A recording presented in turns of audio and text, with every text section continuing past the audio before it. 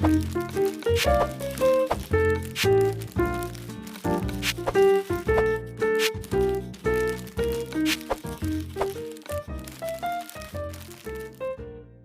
I ask, I apologize if this is like No, too it's deep. not at all. What do you think your biggest regret of like assimilation is?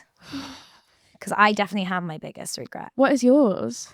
There was this girl at school who some of the popular girls were so mean to. It was so mean to her. And like to this day, I don't know what the beef was. I really don't know. Probably literally nothing. That's the whole point, isn't it? And while I was never mean to her, You didn't. I was, and like, I remember, and I was friendly with her when it was one-on-one. And as soon as one of those girls would like come into the room or whatever, I would definitely like retreat. Yeah. And I definitely didn't stand up for her or say anything. I would ask questions. Like I would be like, okay, what did she do? Yeah. And their response would be like, oh, you know, and like I look back at that and I think, oh, that is, and because fear, right? Fear of if you make a stand, then you're the target. And also, or we'll leave you. That little bit of stability you feel like you have at school, it's like, no, kids are fickle, we'll leave you. Fine, you express a different opinion. Yeah, and I think like that really is, I look back and I go, I really wish I had the courage to have stood up for that girl. A like canon event. I think like I've had the same thing where I also think I was so focused on trying to hang around with people, clutch onto people that felt like were popular at school and therefore valuable. When actually I feel like there was so much time I wasted not trying to get to know the people that people thought were weird. I have to ask, like, how was it at school having a facial difference? I was lucky in one way because I had like a statement at school. So it's like something that you may can get when you have a medical condition or a learning disability, and it means that you can kind of choose the school you go to that can be out of catchment. I just went to like a normal public school. The school I went to was out of my catchment, but my dad's brother happened to be the head teacher of the school. So it was kind of, and I did actually like the school when I went to see it. And so I think there was an element of like, okay, you'll understand a bit more when I, had to miss days of school, or when of course. all of those types of things, and be more lenient and more understanding because you're a family member. So I think there was that element. One would hope that all head teachers would. But I think it's probably quite rare, unfortunately. So there was that element, which meant that I then felt less anxious about that side and people being understanding higher up.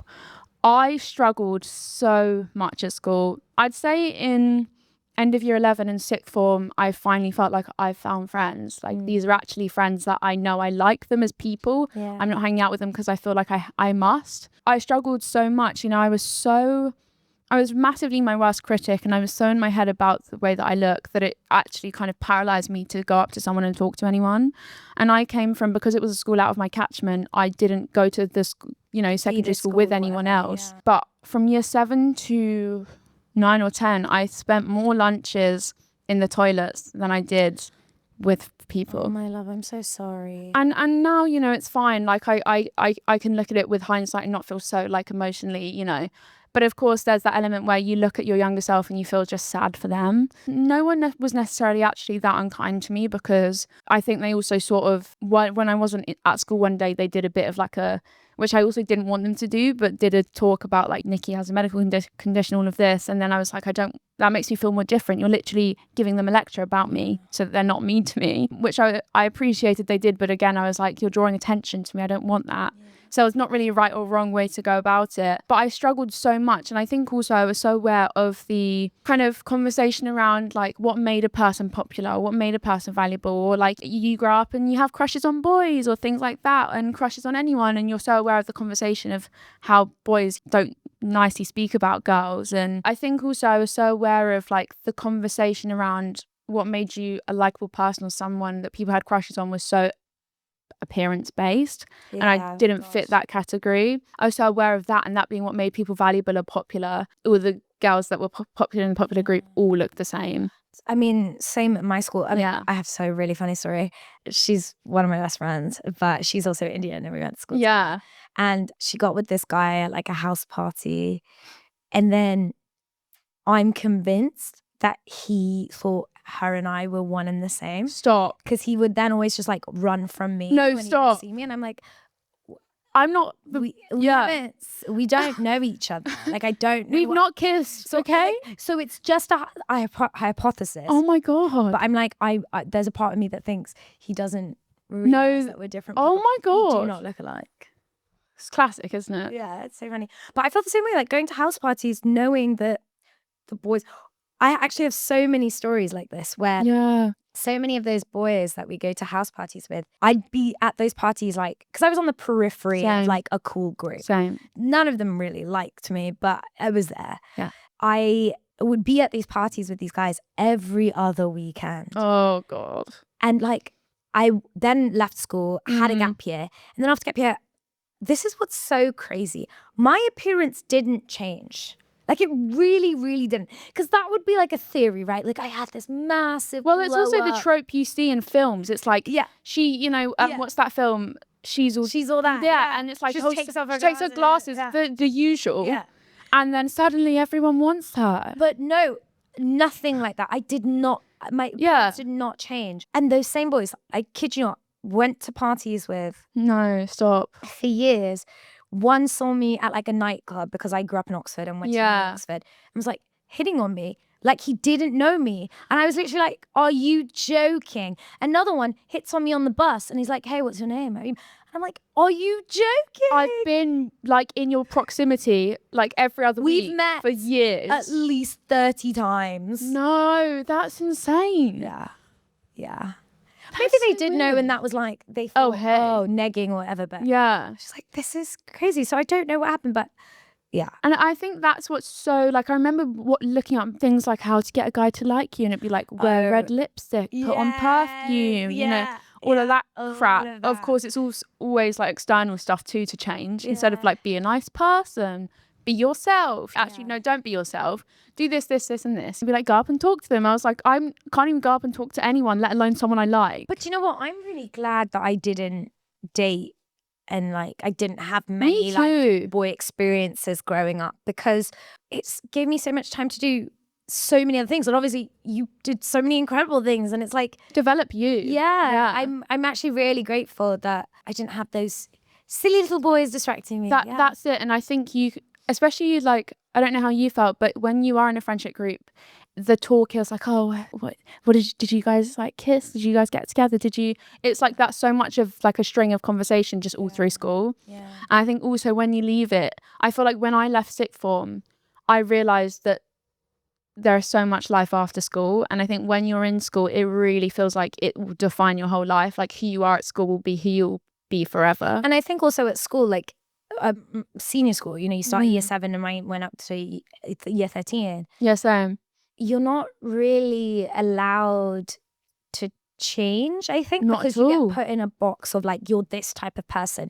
And I remember a lot of girls from my school left for sixth form to go somewhere else, and partly because they wanted to be seen differently. They wanted 100%. The opportunity to be someone new, who they are 6 years on or whatever. I often think about school is that like time is such an important factor in friendships, but like time can't be the only valuable thing in friendships. Like if you spend your entire friendship is based on being friends for so long and nostalgia, I think it limits you as a person. So true. And like if I think about my friendships from school, like we've all grown together.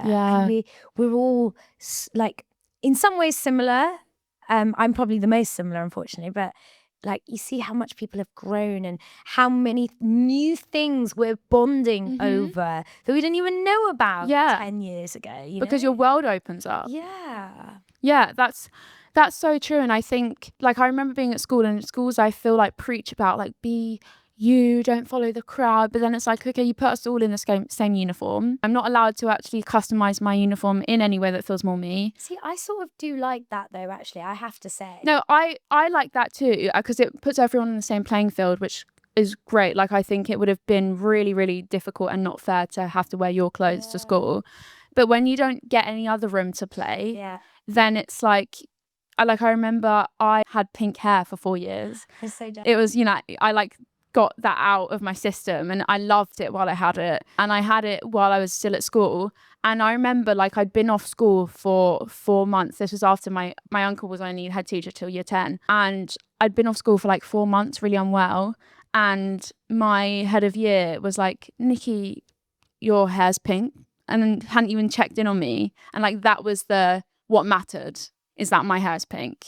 And that doesn't follow the guidelines. And that's when I'm like, I think sometimes school has the priorities so out of whack. But I will also say, like, teachers have it so tough. Yeah, they do. They're so overworked, underpaid, class sizes are booming. Yeah. They're and it's so complicated because they're also like having to follow such strict regulations. You're so right. Student safety, and it's like, God, it's such a tricky time. And part of me is just like, that time is just tough for kids. We're growing, we're developing hormonally, all of these things. I don't know anyone. I think of a lot of people, I had a pretty straightforward time of it. Yeah. I didn't act out. I didn't rebel. Yeah. And even then, you're like, it's a bit like a chrysalis, right? It's like the caterpillar turning into a butterfly. Literally. It's a really violent, it is, ugly process, actually. Yeah. And now we're both wonderful butterflies. I know, which is crazy because it's like, I never foresaw any of this. Neither did you. So it's, and I think you probably, based on what you were kind of told mattered growing up, being in like South Asian family, is kind of so different to what you've ended up doing, but has like complete value, it just in a slightly different way. So when you were growing up, was there like a lot of, I know you are academic and you're so smart, but was there a lot of onus put on, these are the things that matter and this is the trajectory you take? Absolutely. I mean, it wasn't even like, it didn't need to be explicitly said. No, yeah. Right? It was an expectation. Yeah, it's like, it's known. Yeah. For me, what I found really hard is that success was the expectation. So then, or like perfection was the standard, not a goal. And so then I really like grew up feeling like I needed to be successful in order to be loved. And success was just like my source of validation. That's how they're proud of you. And that's my value as a person. And obviously that's not true. Of course not. Love me no matter what. Yeah. But it's still something that like, I struggle with, and I'm unpacking of like, it's just, what is life without success? Sometimes it's like, what is life without like being perceived? You're so true. And what is that? What actually is fulfillment? Yeah. Like, because I don't think I've ever felt, I can do amazing things, but I don't think I've ever felt that fulfillment last for more than a second in the job type stuff. So what actually does it mean to be a fulfilled human? And I think also Indian culture, a lot of sort of the way, like I remember my nanny is like so proud of me and all of my siblings, but it was like, you're going to be a doctor, you're going to be a lawyer. And that is, you know, the gold print, that's what you do. Also the way they, you know, when they're talking to their friends, it's the way that you kind of talk to each other. It's like, oh, how is so-and-so doing? It's like, well, she's going to Oxford, she got all A stars in her, like that's the way they talk to each other. It's like kind of in a out of love way, bragging about like what you're talking about, the things that, you know, their grandchildren or children are doing. And so I think when you're so used to that through line, especially being like, you go to school, you get the best in your exams that you can, then you go to top uni, and then you become one of a few things that seem like the gold standard in life, and then that's the through line you lead. It probably, like, how was your family when you kind of initially said and saw acting as something that you wanted to do? It's like just so scary to them because it's so unknown. And I have a lot of like compassion for my family on this. It's just frightening. And I think, you know, when you're an immigrant, all you like care about is safety and security. And similarly, I think like Indians like don't want to stand out. No. Like Indians are really just like want to assimilate. Yeah. Exactly. Because we believe that if we assimilate, we'll be protected. And actually like historically, that's just like not true. No. Even if there's no way we can assimilate. Look at us. Like, I know. We're not going to. No, not at all. And so I think for my parents, they worry about my future, and they worry about, you know, they're like, okay, things are fine now. You've got a job, but what happens when you wrap this job? The steadiness of it, in 20 years that you'll have work. But it's funny, you know, because I think actually with the proliferation of AI, it's like actually no career feels safe and steady anymore. So in a way, it's like, well, I guess every job has become as uncertain as ours. Yeah, that's so true. And that is a scary thought, because our jobs especially feel so inherently human. But like even doctors and lawyers. Oh yeah, exactly. It's not so safe and stable and secure anymore. Even my aunt once said, my cousins are very young, and my aunt was like, you know, when we were growing up, including when we were growing up, the pathway to success, as you said, was so defined. Yeah. You do well at school, you go to uni, you get a good job, you find a partner, you get married, you buy a house, you have a child, all of this. She's like, in our uncertain world, that is no longer a guaranteed pathway of success. Yeah. We have no knowledge of what skills are valuable. Like when I was growing up, it was all about STEM.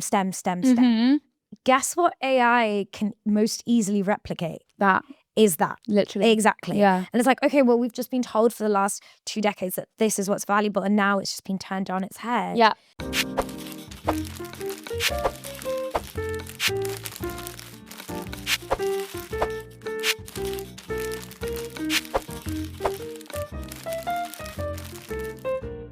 My point on that is, like, in a world of uncertainty, which is so scary, I think a silver lining is, if you can't predict the future, you really just have to go based off like what you love and your passions.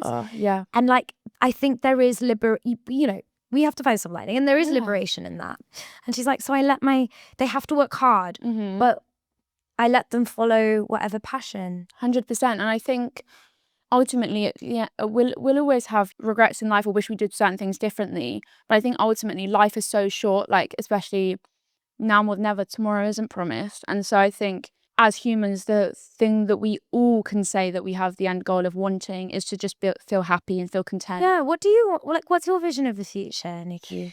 I don't know. I think for me, I mean, of course you want to be happy. Yeah. And you want to feel fulfilled. But what does that look like? And obviously no one's holding you. No. Yeah. I think, I mean, obviously in like a way bigger than me, I just want the world to be at peace. All of those things that I think we all want. Yeah. But in a way, in myself, I feel like I've spent so much of my life trying to chase something that is the opposite of myself. I had like a tarot card reading, and they were kind of saying, you keep trying. So do I. Oh my God. I'm always a bit like, I get scared to talk about tarot because some people love it, some people don't. I love all of it. Me too. No, it's fine. I know, it's not hurting anyone. And she was saying, you keep trying, you're a black sheep that keeps trying to follow a herd of white sheep, and you keep fighting to join this herd, and you're just not going to be able to. I love you. Still think that you do that? I think I'm getting better, but I want to be in a place where I can trust myself wholly. So interesting. To just exist. But like outside perception. Yeah. Like it's interesting versus how you feel about your actions and yourself versus I think what the outside world perceives of you. It's so different. Because the outside world, I presume, feels like you stand on your own 2 feet. Yeah. You do your thing. Not without like me questioning every single thing I do, especially myself. I think I'm my worst critic massively. And I feel like I don't sometimes trust myself in whatever I'm doing. I'm not very good at assuring myself in decisions and just in what I'm doing in life, because it doesn't necessarily feel like true control. And so I feel like I need to get better at that. But then I guess in a deeper way with my job and stuff, like we've both said, is as quick as that job comes is as quick as that job goes, and feeling fulfilling and feeling important and like enough. And so if I can do something bigger than me, it's to try and just like, you're the same, because you do a lot of activism, is just trying to leave the world in a better place than you found it, just even in your small way. We can't stop things from happening that are so much bigger than us. But if we can just do something that was the best that we could, that mattered in the moment, even impacted one person, that's all we could hope for. So for me, a massive part of that is just like the activism I do in using my platform for good, as you do, and speaking at the United Nations about AI and technology and how unintegrating it is and inclusive it is for people that have facial differences with recognition, or how that them is so isolating for people with facial differences, especially if that becomes the norm, and like, which it is. Yeah. And so I think sometimes also when life feels so dark, it's very hard to find a purpose in like what actually is why are we all here? It sounds like you have such a strong calling to this life. Do you ever go, oh no, I just want a quiet life, and I just want to I do. And I also feel like that's because when people look I'm not saying I'm like a mouthpiece, but I think, I'm sure you feel the same when you start to have a platform and you are seen as someone that is a public figure, whatever that is. When people then start to look to you to kind of have the answers or to speak out about things and be a mouthpiece for the community, which is an amazing thing to have. Equally, you're just kind of like, I am also a human just trying to exist and navigate this like everyone else. And I also don't know what I'm doing.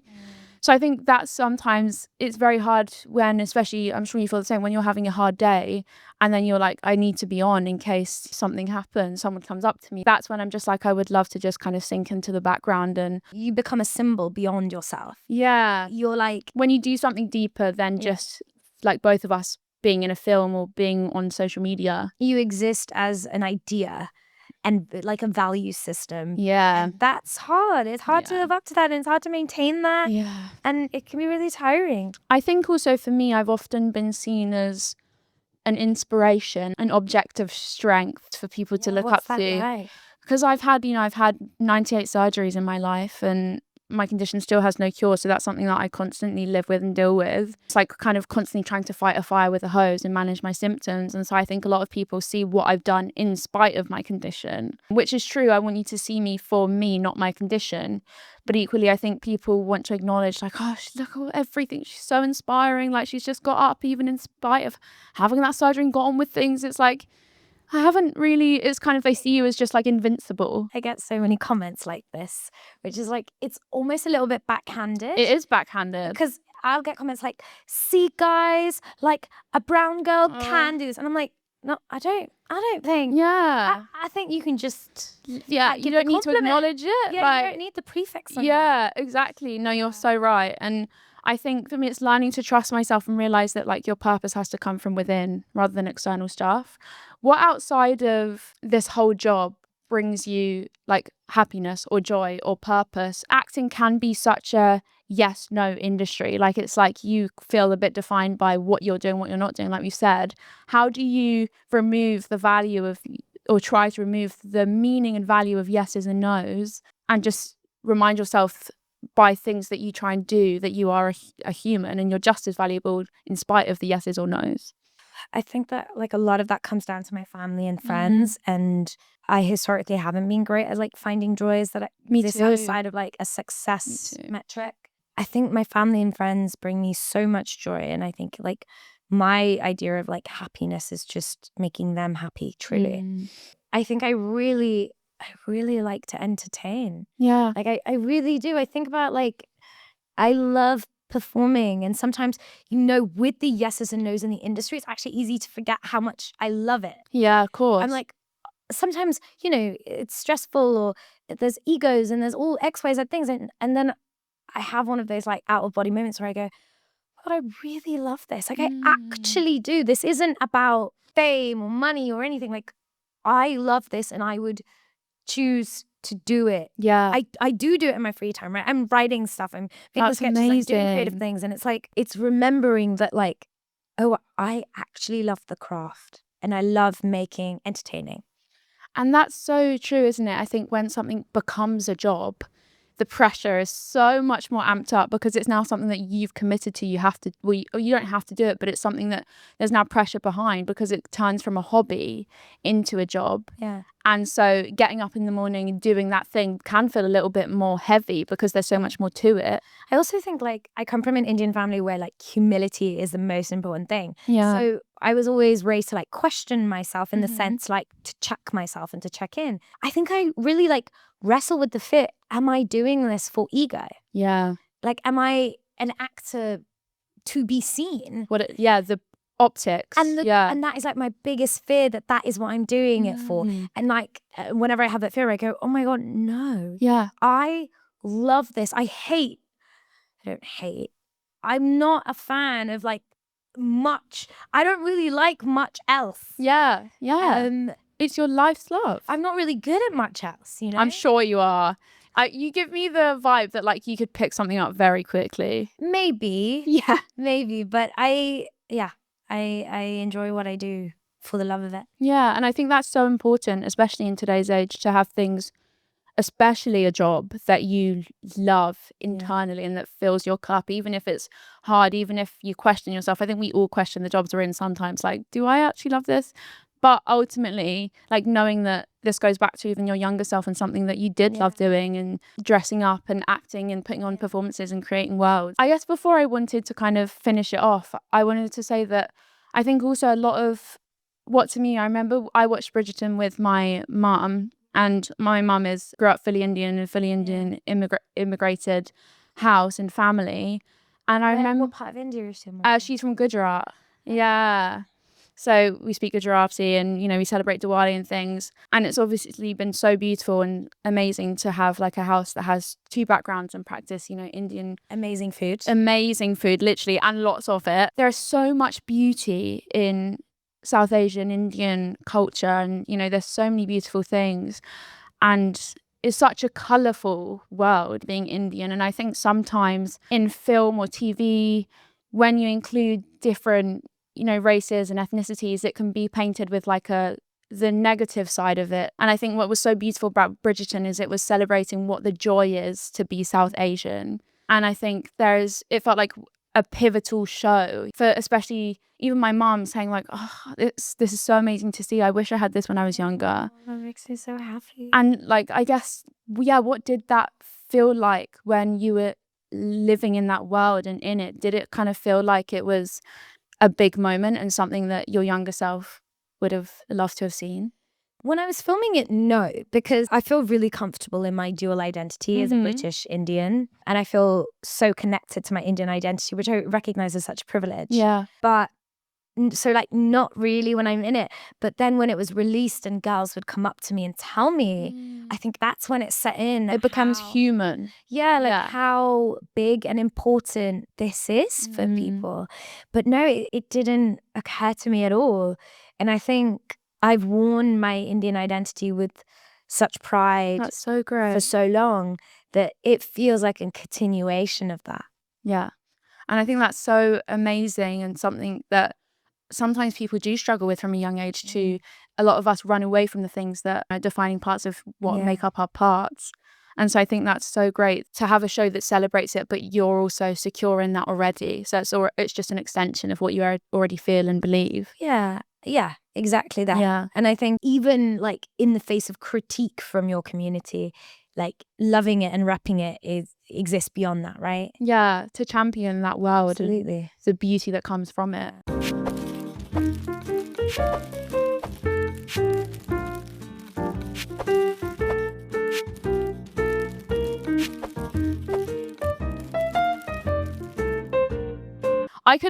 I've like barely looked at my cue cards because I haven't needed to. This has been such an incredible conversation, and I think we're very similar people, which I knew we would be.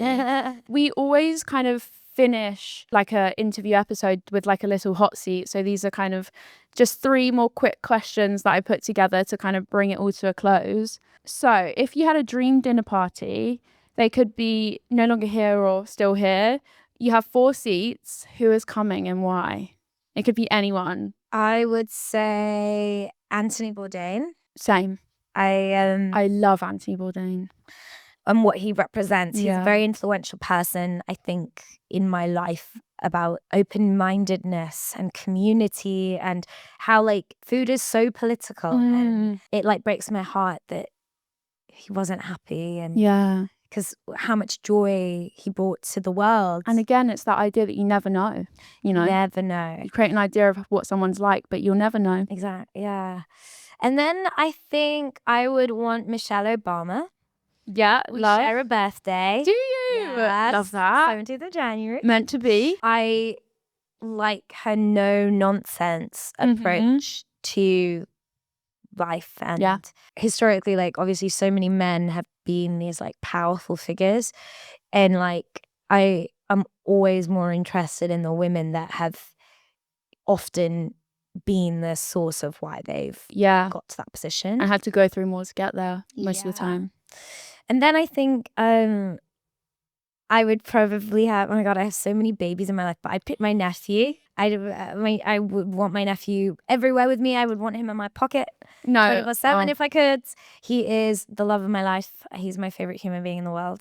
Oh, that's so lovely. And also, I think spending time with family outside of our jobs is so important, and having things that make it feel like real. And he actually helped me heal a lot of like issues that I had around like feeling more loved with success, because I realized that I loved him when he was born. I was like, I loved him for him, and it didn't matter what he achieved in his life. Like, I loved him thoroughly, and I was like, oh my God, my parents feel the same way about me. I think you can learn so much through children. Like, we don't give them enough credit. So that's 3, and then I would say maybe Arundhati Roy.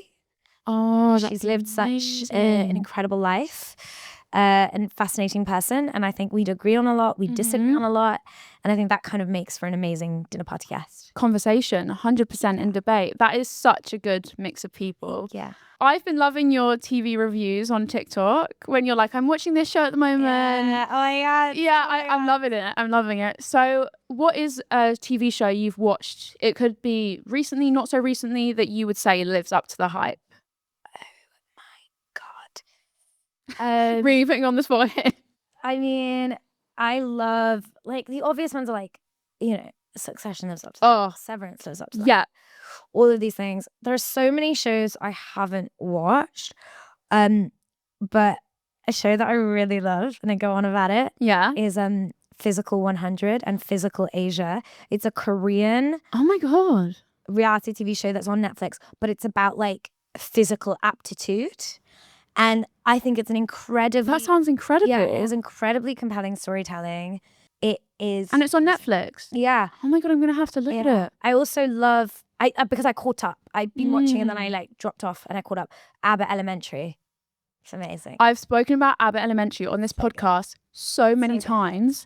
It's one of my comfort shows. I love them all and the chemistry that they have. I bet they have so much fun filming it. Yeah. It is also so political. So true. It's a phenomenal show. And it's not so like clever. Try hard funny, you know, when you can like... It's just really clever. It just really is funny and it's so good. I put that in the same line as like shows like The Office and things like that, where it's just easy and it's comforting. I love Abbott Elementary. But I would say Abbott Elementary is a little bit more political than The Office is. Oh, definitely, with the schools and everything. It's so clever. So well done. So well done. Okay, and then finally, me and my friends talk about this all the time. What's a topic you could give an in-depth PowerPoint presentation on? It could be as niche as you want. Like something that you could stand and just be like, this is what I love, or this is what I want to talk about for however long you need to. I'd say Beyonce's discography. Oh my God, that's such a good one. Beyonce's music. That's such a good one. Do you have a favourite album, or is that a controversial question? It's like picking a favourite child. Yeah, it's really hard. Like, I think my favourite is B-Day, but I don't know if I would like say it's objectively her best. Yeah. I think like on a creative wave, I think I'll tell you underrated is Black is King. So good. I agree. It's banger after banger after banger. Yeah, I agree. It's beautiful. But like, I can't pick. It's all so... When I saw... So I hadn't like seen her perform before she released Renaissance. And when I saw... I didn't know what to expect. And when I saw her, I went to like Tottenham Stadium where she did her performance. And when I saw it, I was like, you are a performer. Like, it's like someone stepping into their birthright. Yeah. It's like someone actually, you know, especially when I saw Cabot Carter, it's way more stripped back than her previous shows. And it's like, oh, you have fulfilled like what you were born to do. Oh, 100%. But also then you see her and you're like, oh my God, but you're human. I can mythologize you as a person, but you're human and this. And then I'm like, oh, I made up of the same things. Yeah. Well, I don't think I'm as talented. But no one is as talented as her. Like, but I wonder if she actually thinks she's talented. Like, I actually do wonder that. I think she's very hardworking. Yeah. But I think hard work is a talent. That's so true. It's a practice. It's practice. Yeah. This has been incredible. You have been the perfect guest, and thank you so much for taking the time to do this with me, especially when you are so busy. Like, I'm especially grateful for you putting this in your really busy schedule and just being so open and honest. I know that our Live a Little listeners this will be such a valuable episode. We talk about so many things. I normally finish by saying, as always, be kind to yourself and live a little. So I would love, if you don't mind, just looking down this camera and saying, as always, remember to be kind to yourself and live a little. As always, remember to be kind to yourself and live a little. Yay! That was perfect.